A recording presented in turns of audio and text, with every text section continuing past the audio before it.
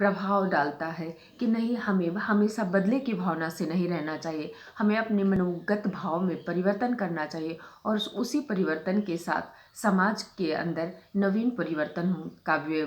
जगत के माध्यम से, काव्यों के माध्यम से करने की कोशिश की जाती है।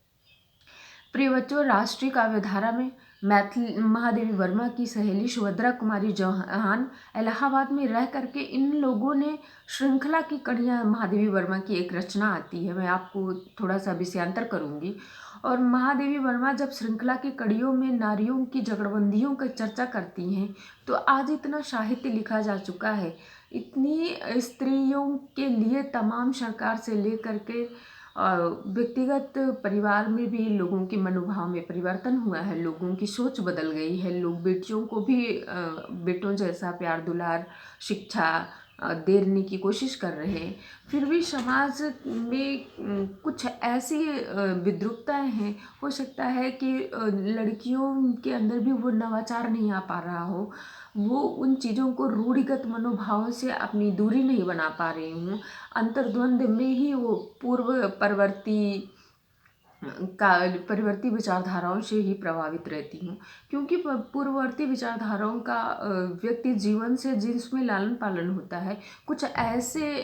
अप्रत्यक्ष चीज़ें होती हैं जो संस्कार ही बन जाती हैं और वो संस्कार जन्मजात बना रहता है, कभी भी साथ नहीं छोड़ता। तो श्रृंखला की कड़ियों में महादेवी वर्मा ने ये सब बातें बताई हैं। उन्होंने अच्छे अच्छे बहुत ही, जैसे लक्ष्मा हुआ और गिल्लू हुआ, क्या कहते हैं, आलोपी हुआ, बूढ़ी अपने गौरगाय हुआ, इन सभी कवियों के माध्यम से नारियों की जकड़बंदियों को तोड़ने की कोशिश की और महादेवी वर्मा यहाँ इलाहाबाद में नारी शिक्षा निकेतन के लिए विश्वविद्यालय तक की स्थापना कर डाली। तो ये सशक्तिकरण का उदाहरण छायावाद युग में मिला और उसी छायावाद युग के राष्ट्रीय काव्यधारा के कवियों ने,